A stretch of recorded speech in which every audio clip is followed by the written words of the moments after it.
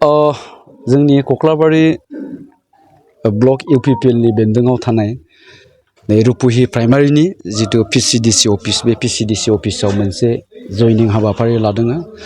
12 APB नि दैदेनगिरि सोद्रोमाफ्रा दिनै UPPL हान्जायाव UPPL हान्जानि देरहागोनखौ रोखा नुहुरनानै एबा UPPL हान्जानि जितु आइडियोल'जि बेखौ मोजां नुहुरनानै जोंजों आखाइ हमफैदों। दा बिथांमोनखौ जोङो बरायनानै लाबाय, खोब गोजोननाय मोनदों।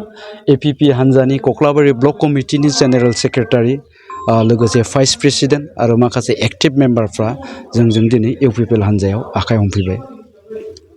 जिहेतु APB हान्जानि गोबां दैदेनगिरिफ्रानो दिनैहाय रिजिगनेसन होनायखौ जों नुनो मोनबाय दङ, माबायदि जाहैगोन बिथांमोननि थासारिया इयुनाव? मिडियानि गेजेरजों जोङो सम सम नुनो मोनदों, माने जोंहा APB नि मानिजाथाव आफादगिरि बिथां मेडामा गोबां जायगायाव गिदिंनानै गावसिनि राजखान्थिखौ एसे अर्गेनाइज खालामदों आरो गोबां जायगाफ्राव डिस्ट्रिक्ट कमिटि ब्लक कमिटि दानायखौ जोङो नुनो मोनदों। किन्तु बेजों लोगोसे एखे रोखोमैनो जोङो मिडियायाव गोबां समाव APB नि दैदेनगिरिफोरखौ गुबुन गुबुन राजखान्थि हान्जायाव जगदान जाफिननायखौ नुबाय थादों। दा एखे रोखोमैनो जोंनि कक्लाबारि ब्लकआवबो दिनै APB नि ब्लक कमिटिनि जेनेरेल सेक्रेटारिखौ लानानै गोबां सोद्रोमाफ्रा दिनै जोंजों जगदान जादों। थ' बेखौ नायोब्ला APB राजखान्थि हान्जानि जितु फैबाय थानाय जितु बिसायख'थिनि जा थासारि बे थासारिखौ माने खोब आसा गोनां बायदि नुहुराखै। कक्लाबारि बियाबाव BPF हान्जायाबो जितु गोख्रों जों बिसायख'थि फोसावदिंनायखौ नुनो मोनबाय दं। बिथांमोना UPPL खौ बिग जिर' होननानै बुंदों। थारैनो UPPL आ बिग जिर'मोन नामा कक्लाबारि बियाबाव? दिनैनि समाव नैबे जिहेतु बिसायख'थिया खाथियाव सफैबाय, बिटिआरनि जा बिसायख'थि बे माने सेप्तेम्बरावनो जानो थांगासिनो दं। दा बेखायनो गुबुन गुबुन राजखान्थियारि दोलो लोगोसे जायफ्रा गावबागावखौनो बिजाथि महरै गथायनो नागिरदों नैबे बिसायख'थियाव, दा बिथांमोना गावबागावखौ बयबो क्लेम खालामनानै लागोन। दे नैबे समस्थियाव आंनो देरहागोन, बे समस्थियाव जों पार्टियानो देरहागोन, देग्लाय जोंनि सरकार दागोन। थ' बेफोर खोथाखौ बुंबाय थाखागोन। दा कक्लाबारि समस्थियावबो बेवहाय BPMल' खोथा नङा, BJP आबो बुंदों जे देग्लाय कक्लाबारियाव BJP आनो देरहागोन। आरो बेजों लोगोसे कंग्रेसआबो बुंदों, कंग्रेसआबो गेलेगोन देग्लाय कक्लाबारियाव, जे कंग्रेसआबो देरहाखागोन होननानै बुंदों। जे गुबुन गुबुन जायफोरा बिसायख'थि गेलेगोन दिनैनि दिनावहाय कक्लाबारि समस्थियाव, बिथांमोना बयबो क्लेम खालामनानै लादों।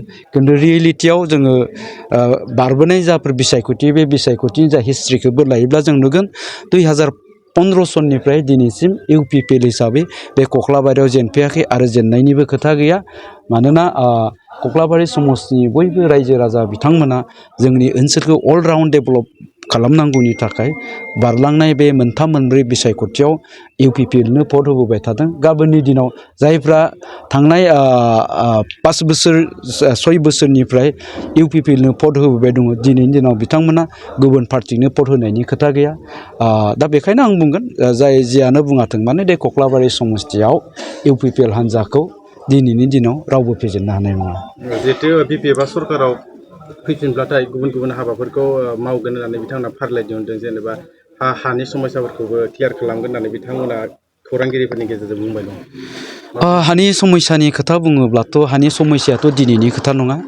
हानि समस्याया जोंनि माने गोलाव समनि समस्या।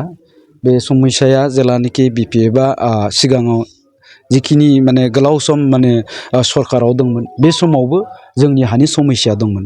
किन्तु बे समावहाय बिसोरो 16,000नि बारा बिथांमोना हानि समस्या, 16,000 फेमिलिनि बारा बिथांमोना हानि समस्याखौ फोजोबनो हायाखैमोन। किन्तु जों UPPL हिसाबै बे 5 बोसोरनि गेजेराव 2.5 लाखनिख्रुइबो बांसिन फेमिलिनि जितु हानि समस्याफोर, बे समस्याखौ जोङो फोजोबनानै होदों। आरो साननैसो उनाव बिसायख'थिनि आगोल गोबां न'खरफोरनि जे माने हानि पाट्टा, बे हानि पाट्टाखौ राननो थांगासिनो दं। जे कक्लाबारि समस्थियावबो जोंहा हानि समस्याफोर दङ। बे कक्लाबारि समस्थियाव थानाय जे हानि समस्या, बे हानि समस्याया दिनैनिल' नङा, बेयो दिनैनिफ्राय गोलाव बोसोरनिनो मोनसे जोंनि जेंना बियो। बे जेंनाया BPFआ जेला सरकार सालायबाय दंमोन अब्लाबो दंमोन। दा बिथांमोना बिथांमोननि टाइमाव खालामनो हायाखै। थ' गाबोननि दिनाव जे बिथांमोना खालामगोन बिनि मा गेरेन्टि दङ? थ' जों खिन्थु UPPL हिसाबै आं दहाय बुंनाय बायदि जों दिनैनि दिनाव 2.5 लाखनिख्रुइ बांसिन फेमिलिनो हानि पाट्टा राननानै होबाय। आरो जोंनि ओनसोलाव जिखिनि हानि समस्या दं, बे हानि समस्याफोरखौ समाधान खालामनांगौनि थाखाय BTR सरकारा खामानि मावबाय थादों।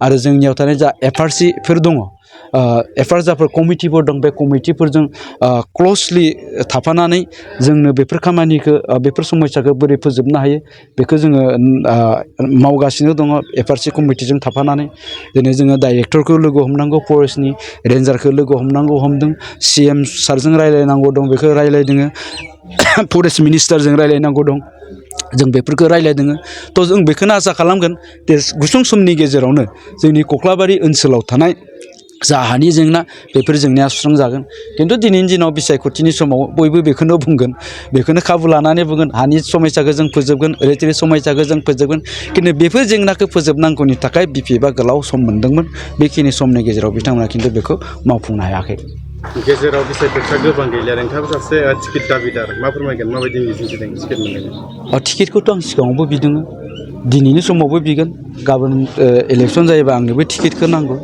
थ' बियो आलादा बाथ्रा जागोन जायखिजाया आं दिनैनि दिनाव जितु UPPनि सासे दैदेनगिरि आंनाव मोनसे दायित्व दङ UPP हान्जाखौ जेरैखि जाया जोङो कक्लाबारियाव जिहेतु देरहाखागोन बे देरहाहोनायनि बिबाना आंनावबो थागोन आरो फैगौ समाव जिहेतु UPP हान्जायानो सरकार सालायनो थांबाय दं बे दिनैनि दिनाव गेरेन्टेड बे आं बुंनाय बाथ्रा नङा बे आं सा बिजिरनानै बुंनाय बाथ्रा नङा जोंनाव जितु इन्टारनेल सार्भे रिपर्ट बे सार्भे रिपर्टनि गेजेरजों जों दिनैनि दिनाव बुंगोन जे गाबोननि दिनाव जुदि बिसायख'थि जायोब्ला UPPआ 25थानिख्रुइबो बांसिन समस्थियाव देरहानानै सरकार दानो थांगासिनो दं थ' आंनि बाथ्राया उनाव जागोन खिन्थु नैबेखौ बुंगोन आंबो सासे दाबिदार मोननाय मोनैनि खोथाया उनाव जागोन खिन्थु दिनैनि समाव जोङो जोंनि पार्टिनि थाखाय खामानि मावबाय दं जोंनि पार्टिखौ गोबां भटआव देरहाहोनांगौनि थाखाय कक्लाबारियाव जिखिनि दायित्व दं बे दायित्वखौ